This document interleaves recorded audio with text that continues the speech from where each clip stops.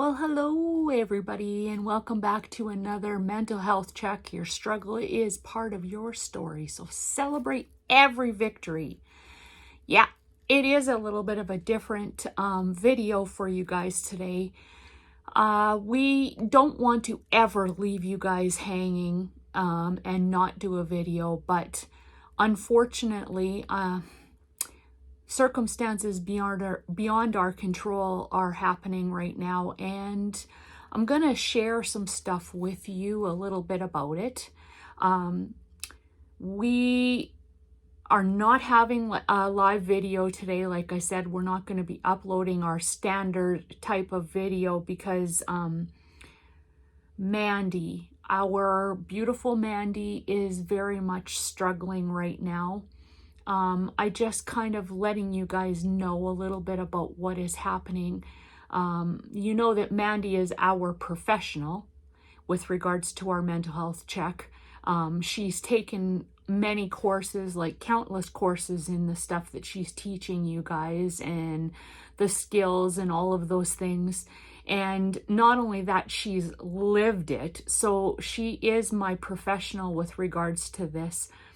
But as most of you guys understand, when you have mental health issues, you often have a service animal of some sort or that type of thing. If you don't, that's okay, but just understand that Mandy does. Mandy has service animals, and her service animals are cats.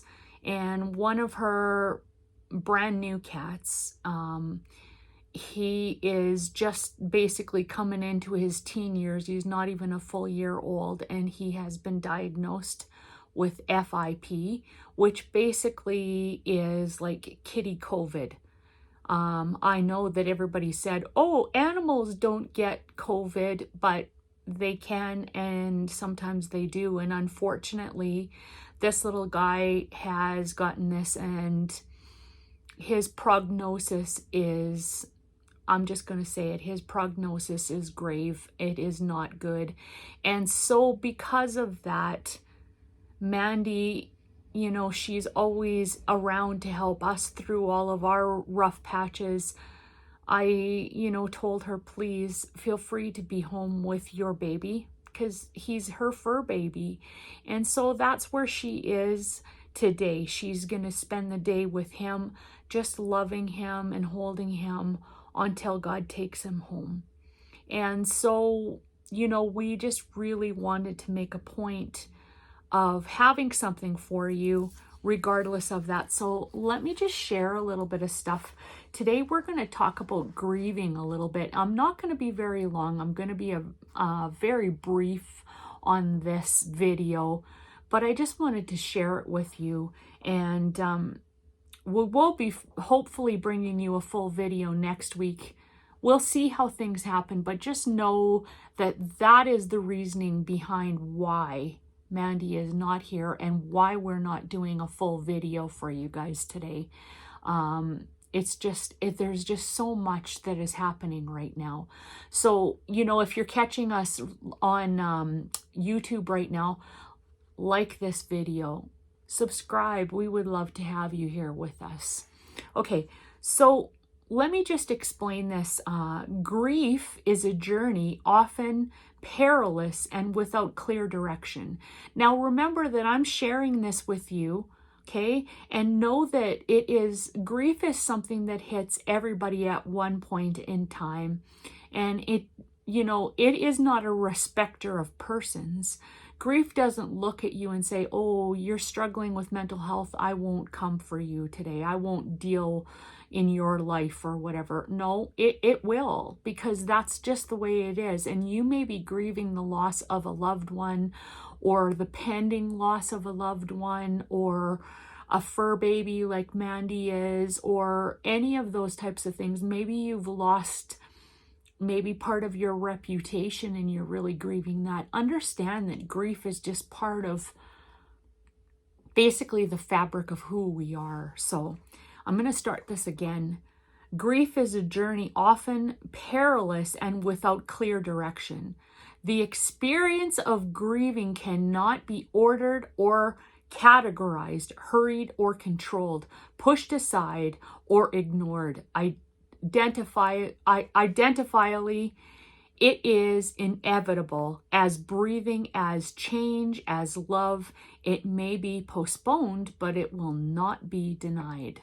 Okay, so I'm saying this because you guys need to know that if you are grieving the loss of something, it's better for your mental health. It's better for who you are if you just follow the process through. Don't try and push it away. Don't try and stuff it down, because it's going to come out. Just like it says in here, it's inevitable and it won't be denied. Okay? As I've taken this information from their website called Focus on the Family, so if you want to check that out, feel free to do so. It's focusonthefamily.com, I believe it is. And the actual name of this teaching is called Understanding the Grieving Process. So feel free to go check that out. But it says, when it comes to grieving the death or possible imminent death of a loved one, there are no linear patterns, no normal reactions, no formal formulas to follow or any of those types of things. The word grief is derived from actually a Greek word. No, it's a Latin word actually, and it basically means to be in pain or to struggle or to have a heavy load, basically. Okay, so to have a heavy burden is the other thing that it said on there. Indeed, the physical, emotional, psychological, and spiritual implications can be overwhelming.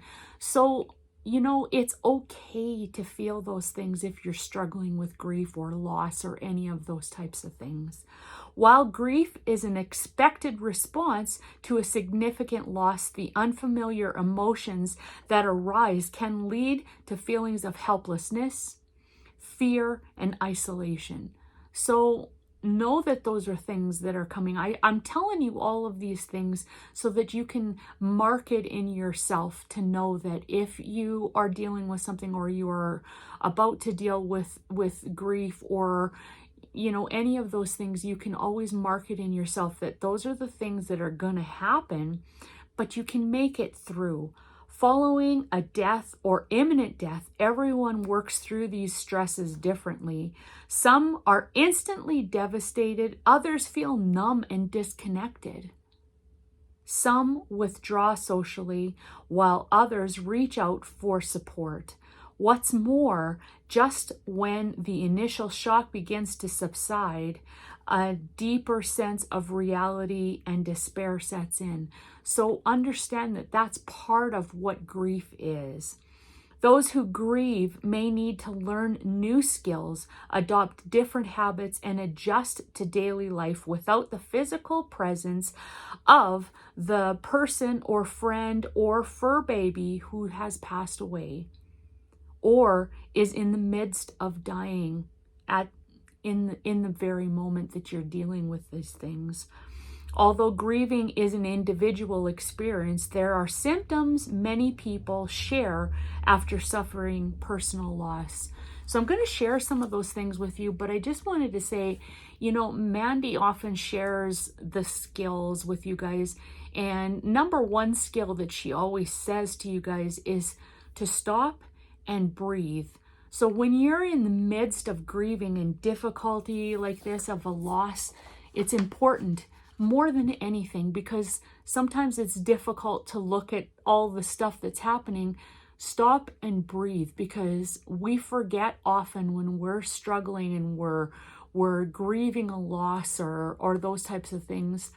We forget to breathe. So don't forget that. Mark that in yourself that you need to breathe. And then Mandy often talks about observing and not to judge and just look around. So take the opportunity to observe. But this time, I think that it would be important if you observe yourself. See the things that you're struggling with. What kinds of things do you need to deal with? What kinds of things are you allowing yourself? Are you allowing yourself to breathe? Are you allowing yourself to go through some things? So let me just share some of these things. You may feel physically drained. You can't sleep at night. forgetful, and unable to think clearly. Noticeably change in appetite. So these are some things that are like absolutely a possibility here.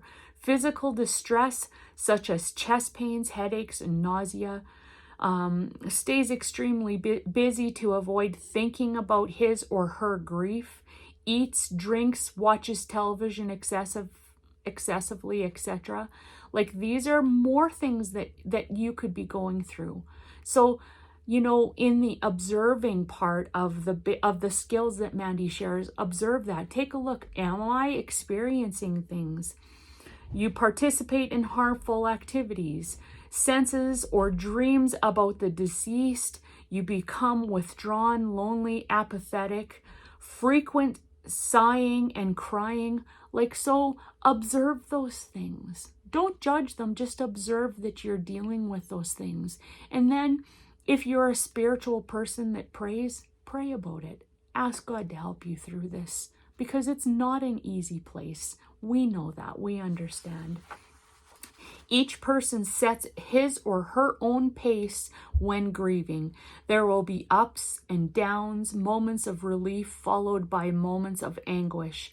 The first few days after someone dies, or the diagnosis sets in that death is imminent, or generally the most intense, marked by chaos, strong emotions, and dreamlike sensations. Over time, a host of emotions may emerge. From guilt to remorse to anger, reactions vary from person to person. It's not uncommon for grieving loved ones to ask questions like, why did this happen? So don't feel bad if you're asking those things. Or where was God? Don't feel bad about that. Or why didn't the doctors find the cancer sooner? Or the issue that the loved one is suffering from. Among those mourning a death, some find the pain diminishes within weeks or months. They arrive at a place of acceptance, peace, and hope for the future. They reminisce about their deceased loved one instead of feeling consumed by memories. For others, the healing process persists, and it is difficult to enjoy a reasonable quality life. That is so completely normal. And I want you guys to know that if you are experiencing those things, or in the midst of grief, all of a sudden you're like watching through things, you're looking at stuff, you're observing, like I said, and you see that those are the things that you're dealing with, don't feel bad about it. Don't hate yourself for that, because that's exactly the kind of stuff that happens. And the last thing I want to say is that we're asking for your patience through this time. We promise to give you all updates as things progress, and we ask you all to say a little prayer for or send good vibes, however you feel, towards Mandy. Thank you guys so much for being here with us. I'm sorry this isn't our full video that we usually share with you guys, but again, please be patient with us. Please understand, for those of you that are suffering from mental health, you know how difficult this can be. So keep Mandy in your thoughts. Thanks, guys. We love you. Bye for now.